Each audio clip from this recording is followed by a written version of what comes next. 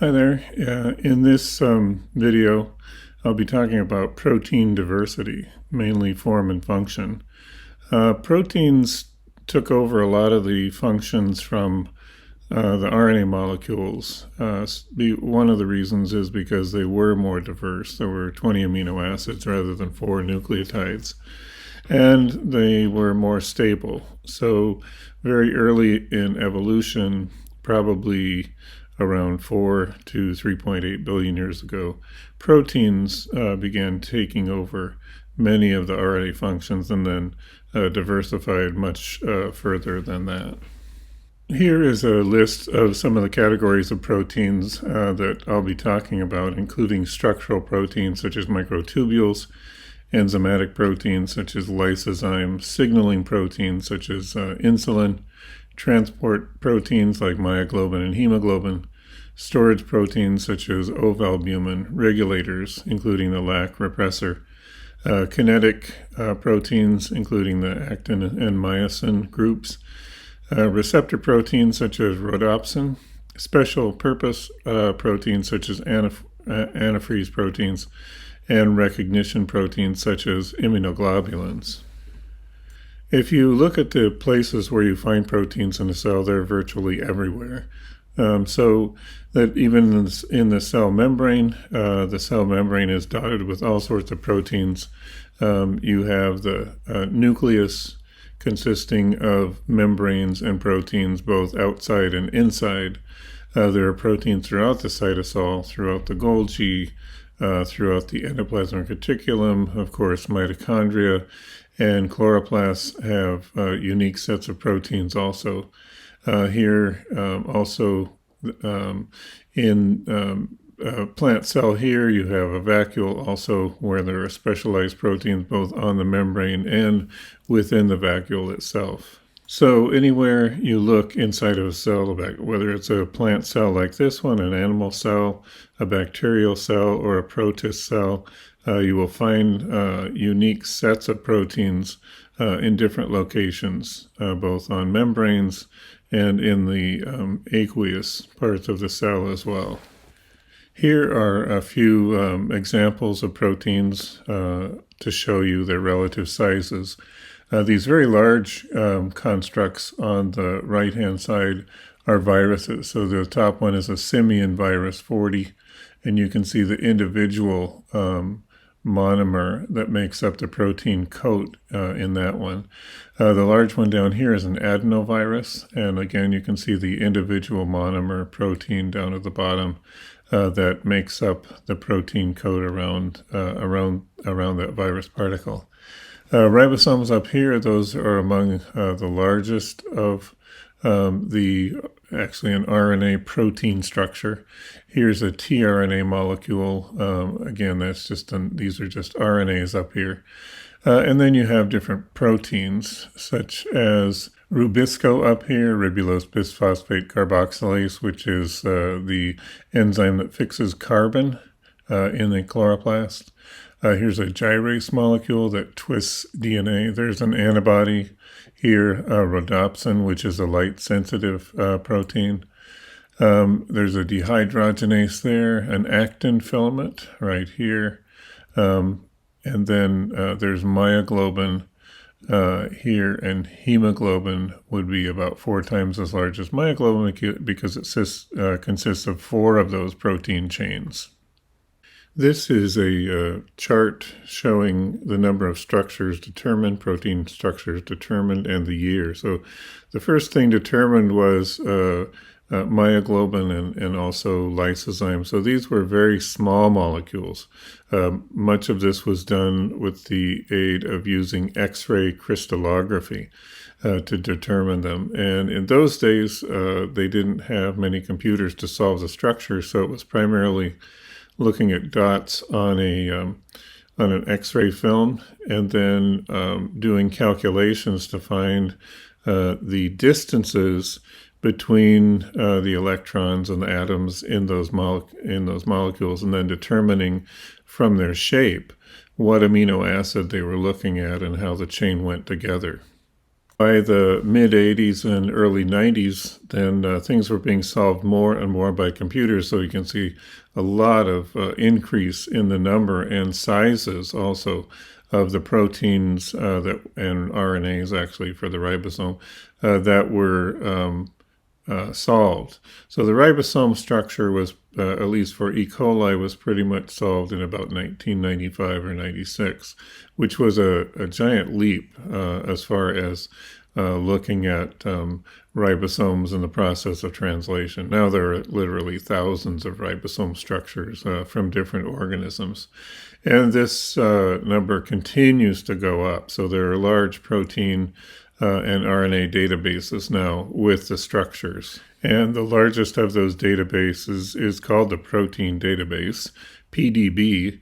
And it started with proteins, but now there are a lot of RNA structures from ribosomes and tRNAs that are also included. So it doesn't, even though it's still the PDB database, it contains a lot of RNA structures as well. Proteins are described in a number of ways. The primary structure is described as a sequence, so you have the sequence of amino acids. Then it folds up into mainly two different structures, alpha helices and beta sheets, and that's the secondary structure. Those then fold up further into the tertiary structure, the joining of the alpha helices and beta pleated sheets. And then the quaternary structure is when you have more than one subunit joined together into a larger holoprotein. There are several things holding the proteins together. The first are covalent bonds, and those are the peptide bonds along the backbone. You have proline kinks caused by the proline, which is not an amino acid, but it's an imino acid spelled IM. And then there are disulfide bridges between separated cysteines that then act over long distances to hold the proteins in their final conformation. Disulfide bridges, by the way, are really important in antibodies and in insulin, so they are important to hold those proteins together. There also are non-covalent bonds and interactions that hold proteins together, and these are weaker forces, including hydrogen bonds, electrostatic forces, and hydrophobic interactions. So here are some examples of those. Here's a peptide bond along the backbone of a protein that joins the carbonyl carbon together with the nitrogen, that is the amino and the acid group. And that's the peptide bond, which is a covalent bond. Here's joining several different amino acids together, including glycine here, and then serine here, and then valine, showing where the peptide bonds are joining those amino acids together. The bond is a planar bond, so you can see here, but it's freely rotatable around this carbon or around that carbon, so that these groups are fully rotatable, except in the case of proline, which is an amino acid. So it's actually a ring structure here that holds that rigidly to bend that protein or that amino acid chain. And here's the general structure where you have the the peptide bond here, and then an R group here, an R group here, an R group here, an R group here, and those all correspond to the specific amino acids, those R groups. Here are the other covalent bonds that hold proteins together. Here's proline, which again is an amino acid, and you can see there's a chain within the backbone of the polypeptide chain or protein. So that holds a kink in that location, and it's not rotatable, whereas these other groups are rotatable around that carbon. Also, you have cysteine here. You have mainly a sulfur hydrogen on the end, but these can be joined together in a disulfide bond to hold those structures rigidly together. This shows some of the non-covalent interactions that hold proteins together. So in this case, you have a carbonyl oxygen, which is negatively charged, and an amino group on the other part of the protein, or a different protein, and then those are held together by these electrostatic interactions. You can also have things held together in a hydrogen bond, so there's the hydrogen there, and then you have interaction with the electrons across there to hold these together. Here's a hydrogen bond here between this hydrogen on the nitrogen and a carbonyl oxygen, which is negatively charged, so those are attracted to one another. And then you also have van der Waals interactions, non-covalent hydrostatic interactions that force non-polar molecules together to mainly to exclude the water around them. Secondary structures are of two primary types: alpha helices and beta sheets and barrels. Here are those two types: an alpha helix on the left and a beta sheet on the right.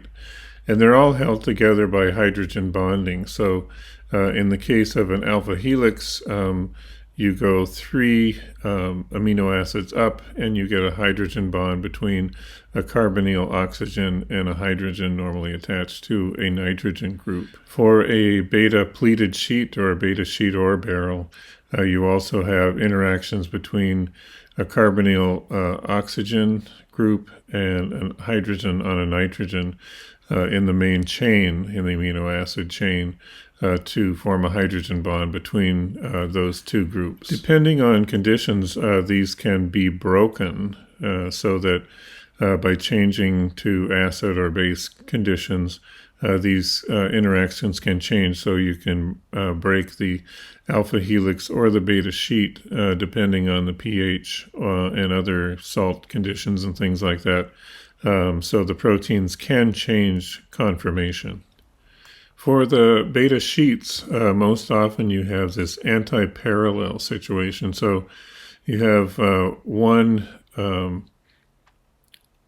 of the strands of the protein going in one direction, the next one coming down in the opposite direction, the next one going up. So you can see that here, going up, down, up again. And this is shown here. Occasionally they will line up in the same direction, but usually it's in an anti-parallel form.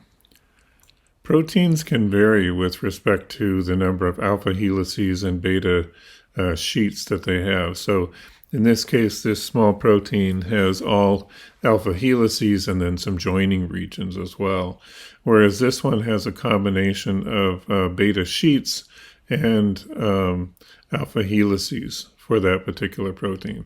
And in some cases for particular proteins, and that's the case for this one, they can switch from one form to another, and that can sometimes affect the function of those proteins.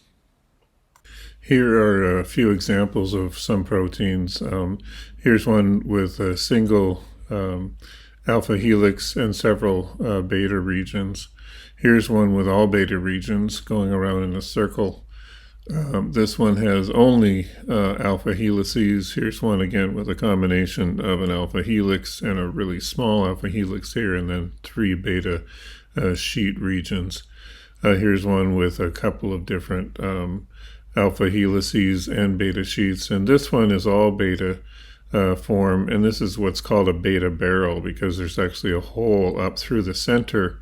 There's a few alpha helices there, but mainly this beta barrel. And that forms special pores through membranes called beta barrel pores or transporters. And here are a few specific examples. Here's a bovine rhodopsin, which is a light-sensitive protein in the eyes of a cow. This is a telomere protein, which puts the telomeres onto the ends of the chromosomes.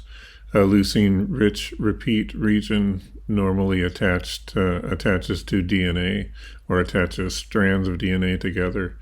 Here's a nucleotide transporter with that beta barrel. A mouse cadherin, which is a signal protein inside the cell.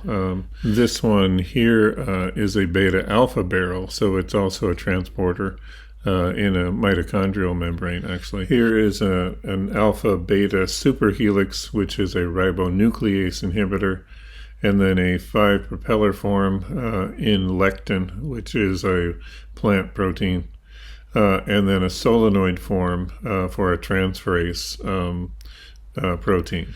So now I want to talk about some specific examples, starting with structural proteins. First one is microtubules, which are made up of the tubulin proteins, alpha, beta, gamma, and some others. And so here's a microtubule here. It has capping proteins on the end, starting with gamma tubulins, and then alpha and beta come together.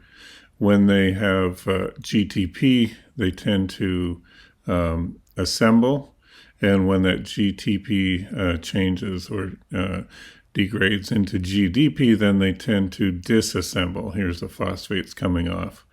So you have this polymerization of the alpha and beta tubulins together, formation of these strands of alpha and beta tubulin, and then self-assembly into these tubular structures, the microtubules. So you find these in things like cilia on eukaryotic cells that help to move the cells, as well as move things towards the cells, as well as the mitotic spindle, polymerizing at one point and then depolymerizing at different points to move the chromosomes around during mitosis.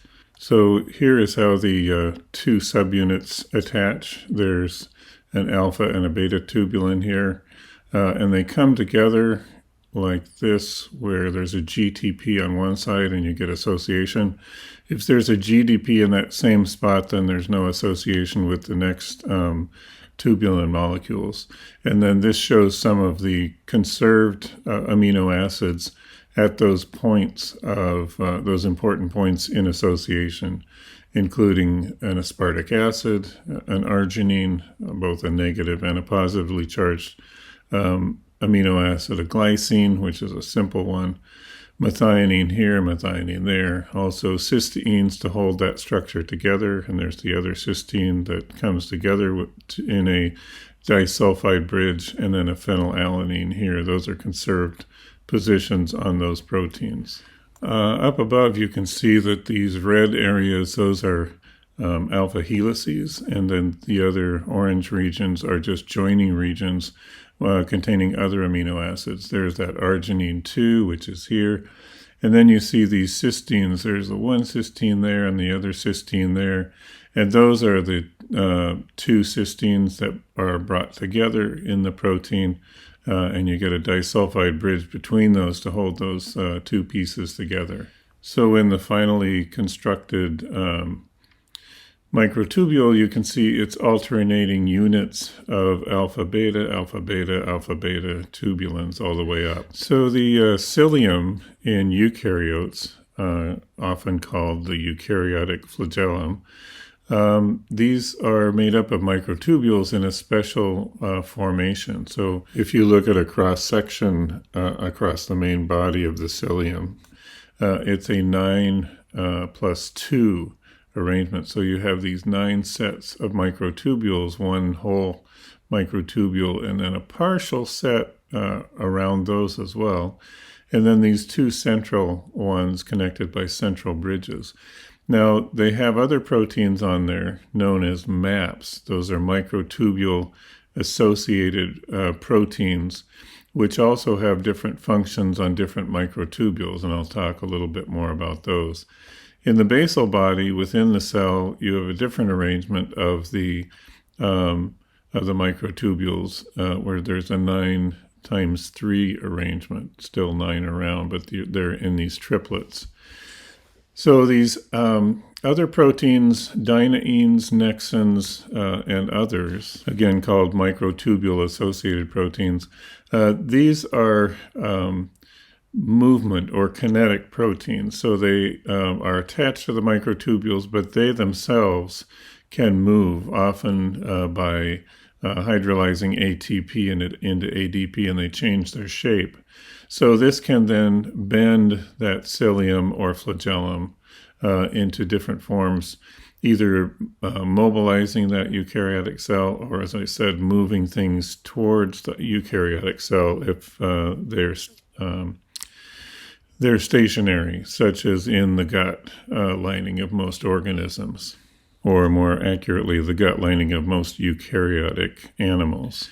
And you should also note that these are within the plasma membrane, so they push out a section of the plasma membrane so that the cell remains intact.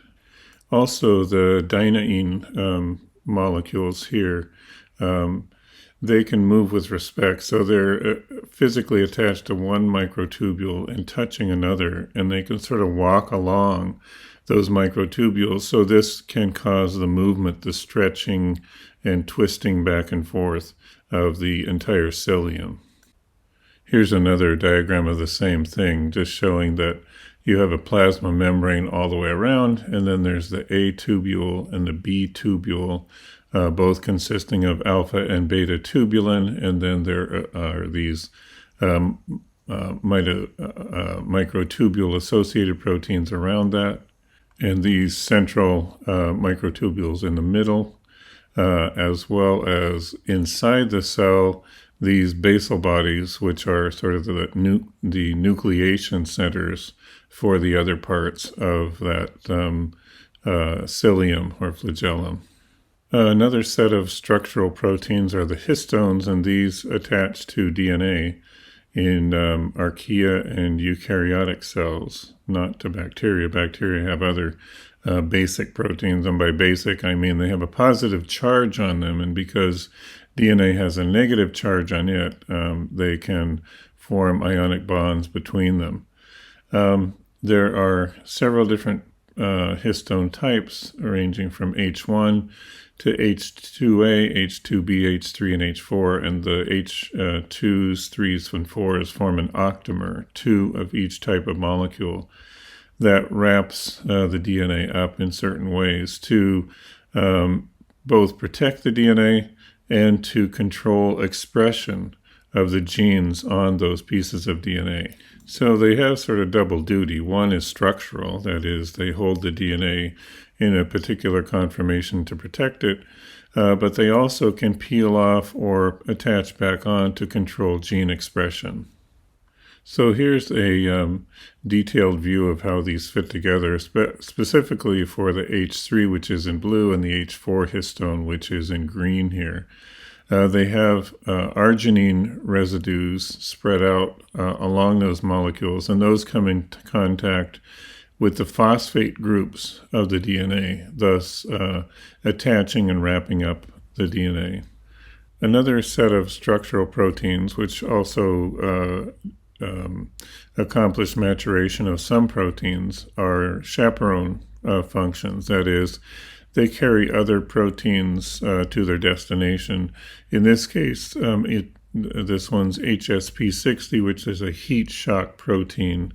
So when you heat shock bacteria or plants or animals, a set of heat shock proteins steps into action and changes the structure of certain proteins. So in this case, there's the GRO-EL, then there's the GRO-ES, the large and small subunits of those.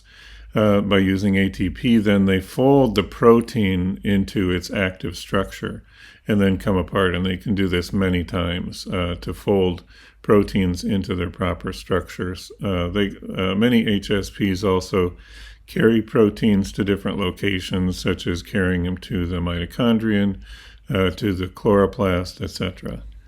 The next class of proteins are enzymatic proteins, and these are the ones that most people are familiar with. So here's one example, lysozyme, which cleaves the sugars in bacterial cell walls, and this is used by many different organisms to break down the bacteria in their gut or in their saliva. So lysozyme breaks down the beta-1,4 linkages in polymers of sugars, including the cell walls. So here's the number 1 carbon, the number 4 carbon here, and it breaks down this bond here by grabbing onto it at its glutamic acid and aspartic acid sites, which are both have a negative charge.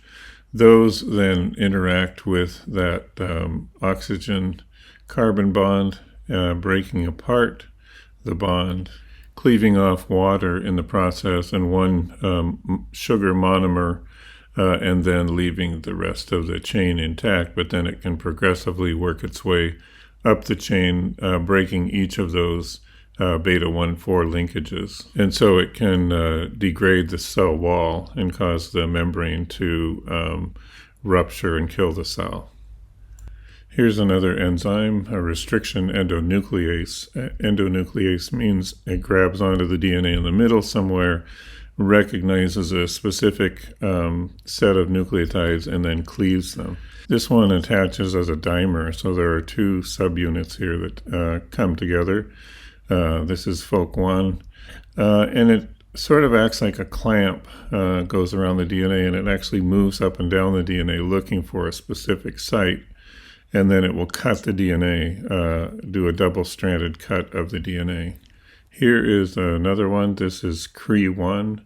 Restriction endonuclease also binds as a dimer 2 subunits of the same protein, and how it attaches to the DNA. In this case, it attaches to the major groove in the DNA, runs up and down the DNA, finding the specific site, and then cleaves it between those 2 subunits.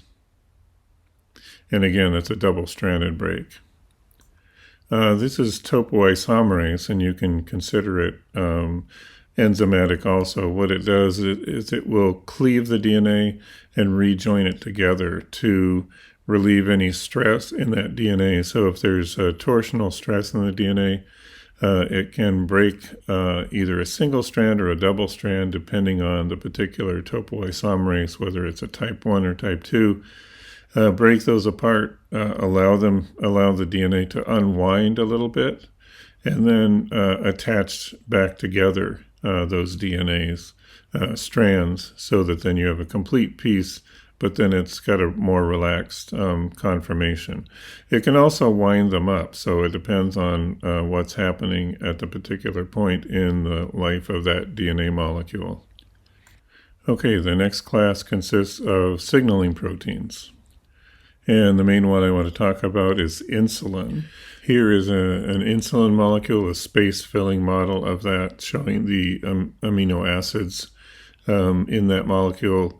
Consists of several alpha helices as well as some joining regions. There's one portion too, it's actually consists of 2 chains that are joined together by disulfide bridges, which are indicated here in yellow. And those are bridges between 2 cysteine amino acids. So in human insulin, even though there are 2 chains, starting as 1 chain and then being chopped, they're held together. Those 2 chains are held together by covalent bonds, the disulfide bridges. The way insulin works is it attaches to an insulin receptor. That receptor then signals different parts of that protein, actually a different protein, there are alpha and beta subunits, to signal this insulin pathway, which has effects on lipid metabolism, growth, protein metabolism, and then release of these vesicles that contain glucose transporters. So the glucose transporters, which have already been produced, exist within a vesicle that includes some membrane and then those transporters. The insulin causes that vesicle to fuse with the cell membrane, and that then places those glucose transporters into the membrane, and then glucose is imported through those transporters from the outside, from the blood system essentially, into each one of those cells that needs the sugar, the glucose. So the next set of proteins I want to talk about are transport proteins. And one of the main groups of these are the globins, the alpha, beta, gamma, etc. globins, as well as myoglobin. So this is a hemoglobin molecule consisting of two alpha chains and two beta chains, and they hold on to an iron molecule within a porphyrin ring attached to a histidine in the protein chain. And oxygen attaches to those iron molecules in there, the iron ions. And they're held in sort of a weak fashion, so that if there's a lot of oxygen around, they're held tightly. If there's less oxygen around, then that oxygen is released into the bloodstream or into the cells where the cells need the oxygen at that particular point in time. Here's another view of those. So the two alphas and two beta subunits holding on to those heme groups. And the hemes would be, in this case, called cofactors or vitamins that attach to those proteins. They're not proteins themselves, but they're groups, active groups that are held on to by those hemoglobin proteins. So the way these function is when there's a deoxygenation situation, that is low oxygen, then the heme forms a non-planar structure. However, when it holds on to the oxygen, it changes conformation. So if there's a lot of oxygen around, it changes conformation. And this is one reason why deoxygenated blood looks blue, because of the way they refract or reflect light, and red when they're holding on to oxygen molecules. Myoglobin is in the same family, and it's essentially usually within a cell carrying oxygen around. But it has essentially the same structure because evolutionarily, it's sort of the ancestor of the hemoglobin molecules. And there's the heme that it's holding on to, again, through those nitrogen moieties. Now, as I said, they hold on to oxygen at different oxygen concentrations, so they can pick up oxygen or release oxygen as needed by the particular situation, the particular environment. So at very low oxygen partial pressures or concentrations, myoglobin is the best at picking up oxygen. And fetal hemoglobin in mammals is less than that, and adult hemoglobin is less than that. And so you can get a net transfer of the oxygen from the mother's blood to the fetus's blood and then into the fetus's cells.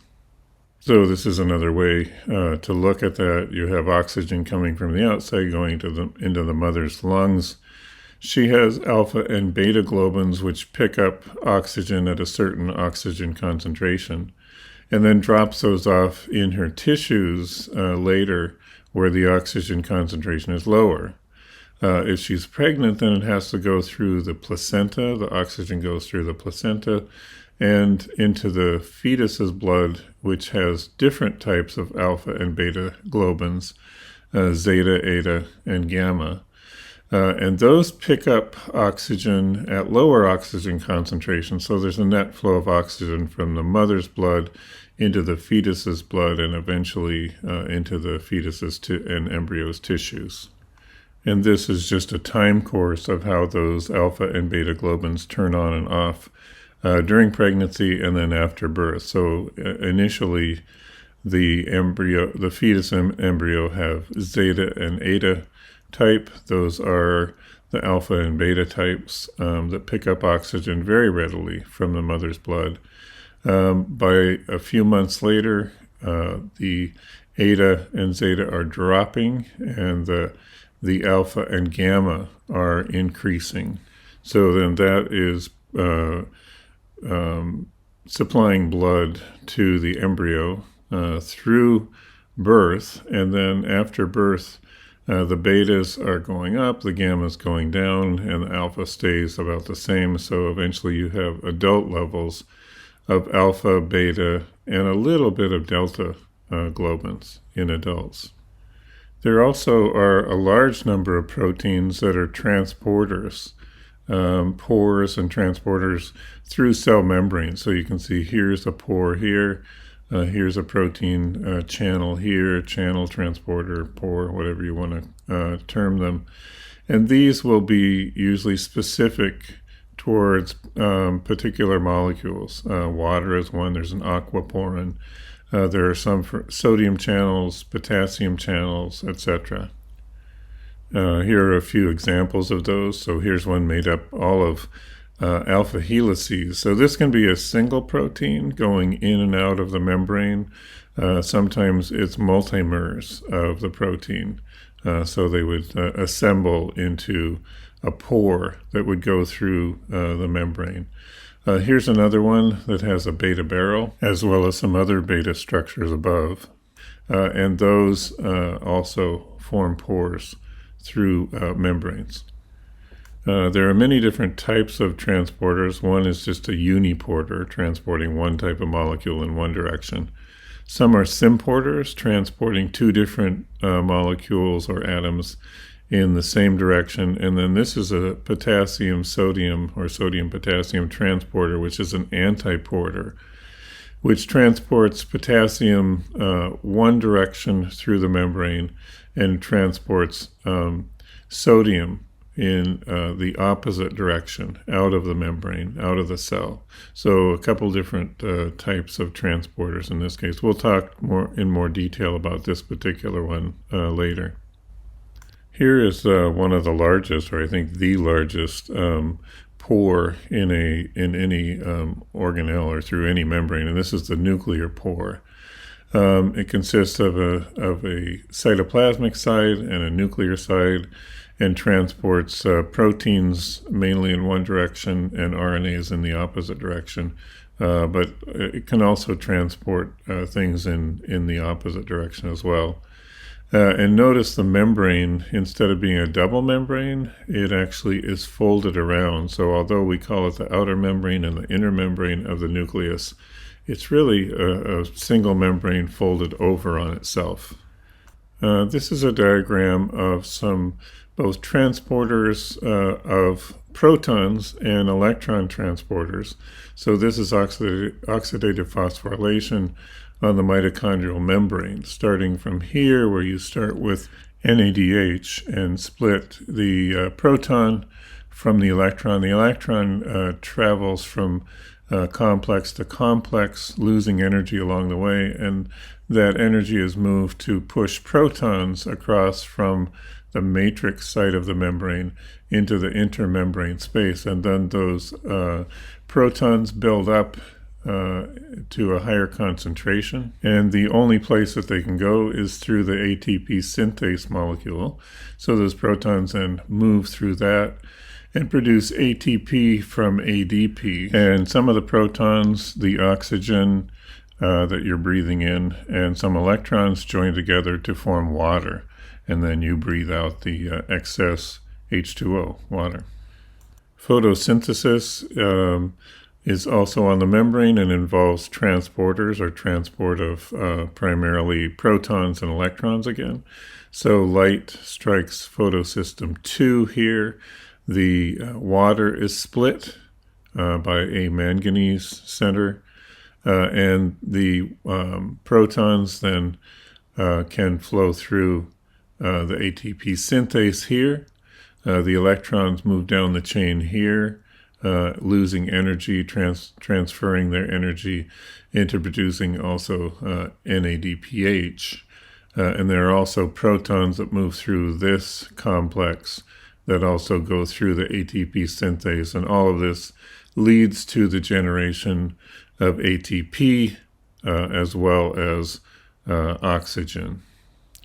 There are also many storage proteins, and mainly what they're storing, they can store amino acids, they can store iron, they can store other types of molecules as well.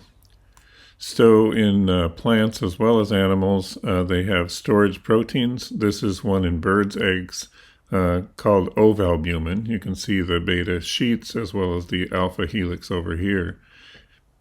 And these are mainly for storing amino acids. So a certain proportion of amino acids exist in the ovalbumin that are needed to feed the growing embryo. This is a protein called ferritin, and it stores iron, so it attaches iron to it. It's negatively charged.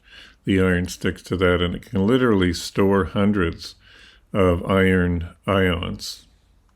This is necessary for life for many bacteria. They need to sequester iron, especially in areas of that have low iron in the water. So they'll actually have a lot of ferritin, as well as other proteins that will sequester the iron for use in the cells.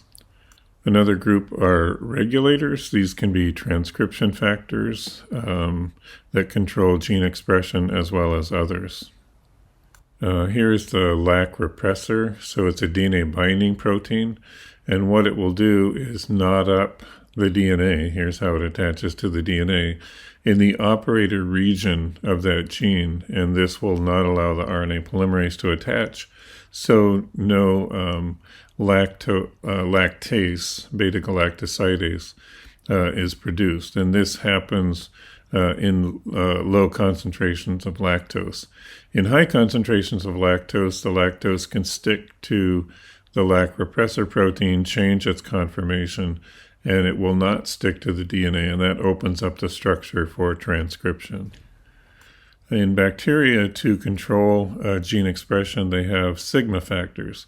Sigma factors will attach to specific spots on the DNA, and then they will attract the RNA polymerase to start transcription in those places. So if there are no sigma factors produced at that time, then those sections of DNA will not be expressed. But then when the sigma factors are expressed, they will attach to those specific regions. Those will attach the RNA polymerase to those other regions and transcribe or express those genes. Now, as I stated earlier, histones can act structurally, but they can also act to turn on or turn off the DNA as far as transcription in certain areas. So there are several amino acid residues on the histones that can become methylated, acetylated, the AC, or ubiquinated, UB. And by doing so, this can then cause the histones to either attach or detach to certain pieces of DNA, thus turning them off or turning them on with respect to transcription. The process can be fairly complex. So when you have abortive initiation or a paused transcription here, many of the histones, both at the rear end and the front end of the transcription complex, are methylated, so that stops any transcription. To get productive transcription, then many of these sites are the methyl groups are removed, and you get acetylation of those sites. If you have elongation, again, there is less methylation and less acetylation as well on those histones. And then for transcription termination, then you have even the acetyl and the methyl groups, which are stopped. There are signals then on the DNA that signal the end of transcription and the addition of a poly-A tail to the RNA, which stops transcription at that point. And then you return to the stop position where the histones again attach firmly to the DNA because of the methyl groups that are on them. Other regulators are transcription factors. So in archaea, normally what you have is the TBP, the TATA binding protein, attaches first, and then transcription factor B attaches, and then you get RNA polymerase, RNA-P attaching, and then transcription factor E to open up those strands and finally to start transcription. In eukaryotes with the POL2 to transcribe mRNA, you have also the TATA binding protein, but also TF 2A and 2D transcription factors for polymerase II. And then some other transcription factors popping on there as well. And finally, more transcription factors and the RNA polymerase II actually attaching. And finally, the beginning of transcription. So much more control of when and where those genes are transcribed. At the end of transcription, there's also a signal, which is usually high AT region, which will signal part of the RNA polymerase molecule at one of the ends, the distal end of that, to attach to some other factors that will then initiate cutting of that RNA at the high AT, or now AU region, and the addition of a poly-A tail, that is many adenosines attached to the end of that. And that both protects the end of that RNA, but also signals it for exportation out of the nucleus and attachment to the ribosomes. There also are regulatory hierarchies. So down here at the bottom, there are a bunch of genes that are turned on to make things like a finger or a hand or an arm, very complex structures. But those are controlled by higher order proteins, which will turn those on in certain orders. And they're also turned on by even a fewer number of genes that will say, instead of just the hands and the fingers controlling that, they'll control turning on the entire arm or the entire leg. And we know now that these hierarchies interact with one another. These proteins interact with one another. So this is how you can get very complex body plans in multicellular organisms. And just to show you how complex these can be, this is an actual set of data showing how some of these central points are interacting with other points in this whole system to regulate when those genes are turned on and turned off. So it can be very complex networks of regulation to, completely make a pancreas or a lung or something like that. Most of these higher order regulatory proteins bind to DNA. So here's the TATA binding protein, which controls the initiation of transcription. And then this is a leucine zipper. The reason it's a leucine zipper is these are leucine residues that are attracted to one another to form this complex that forms a clamp around the DNA to control transcription expression around that gene region. Okay, another group of proteins are ones that form movement or kinetic proteins. So here's the first one. These are the dyneins and kinesins, many different types of each. The dyneins will move in one direction along the microtubule carrying their cargo, in this case a chromosome. And the kinesins will move in the opposite direction carrying their cargo, which is another microtubule. So dyneins, both of these act as dimers, so they have two subunits on them. The dyneins will always move towards the minus end, and the kinesins will always move towards the plus end of the microtubule, and both require ATP to perform this, but they pretty much look like little walking feet on here, and then on these ends here, they would carry the cargo, the chromosomes, the vesicle, microtubules, etc. Another set of kinetic molecules, this is the actin-myosin complex, where you have myosin heads that can contract and move and attach and detach to the actin filaments, which then causes them to move with respect to one another. And these are common in cells, but also really concentrated in muscle cells. So here's essentially how they interact. Here's the overall structure of the myosin thick filaments and the actin thin filaments. In with ATP hydrolysis, the myosin head can change shape, and then the actin becomes uncovered so that this myosin head can attach to the actin molecules, and then you get release of the ADP and inorganic phosphate. This causes that myosin head to kink and thus pull that actin filament in one direction. And when you have millions of these doing this and happening over and over again with ATP hydrolysis, you can get quite a bit of movement of those actin and myosin filaments. Another class of proteins are the receptors. So the rhodopsin receptor is actually a receptor and a pore, a transporter, which in reaction with light on a particular portion of the molecule, it will change its permeability to certain ions, in this case protons, and allow those through. In other cases it's sodium, allow those through and change the potential of that cell. And in this case it's a neuron, so then it sends that signal to the brain to react to the light stimulus.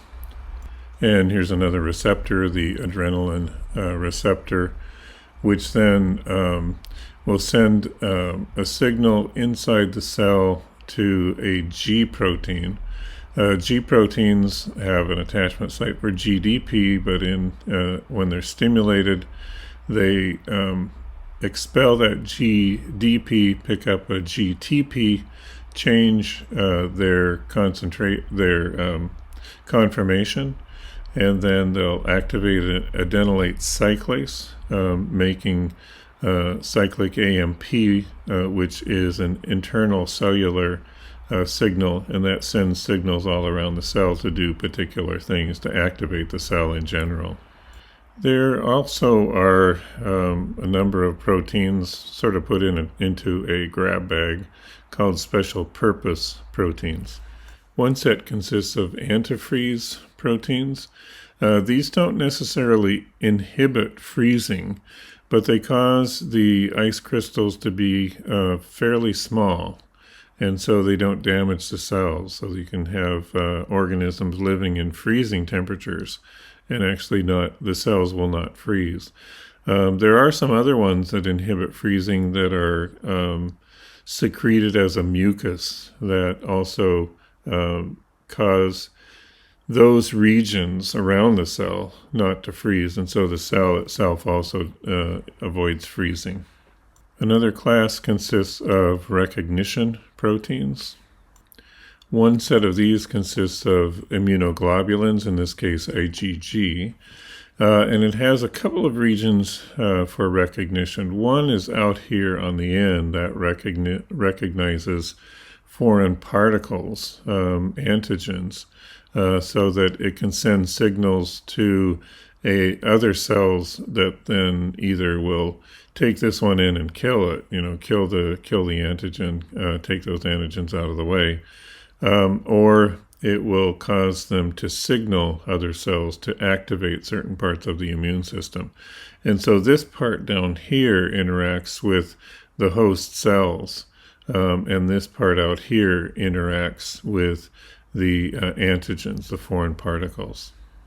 So there can be many forms of these immunoglobulins, IgG, which is the common one, and then the IgA, which is a dimer. Again, these end pieces interact with the antigens, and these basal regions down here interact with the host cells. They have to interact with both. All of them consist of 2 light chains and 2 heavy chains, with an amino end and a carboxyl end in each case. And they're joined together by disulfide bridges between the cysteine amino acid residues in each of the chains. Cells also have to recognize one another, and so in doing so there are many different receptors on each of the cells that make sure that that interaction is very, very specific, because you don't want to kill your own cells, which often happens in the case of autoimmune diseases. But in most cases, the interactions do not allow killing of a host cell, but kill foreign cells. So here's an antigen-presenting cell with a major histocompatibility locus or protein on one side, and it's presenting this antigen from a foreign invader. And then on the T cell, you have a T cell receptor that interacts with that specifically, and so these cells are recognizing and signaling each other. They also have other receptors on those cells to make sure they're interacting with the correct type of cell. There are many types of T cells and many types of antigen-presenting cells, so they have to know which one they're interacting with so that the correct reaction can be mounted. Okay, so that's the end of talking about protein diversity. I've only really just given a sort of a laundry list of some of the different classes and categories. Many other specifics. You could have actually an entire course or entire year on protein diversity, but that's it for now. So thanks very much.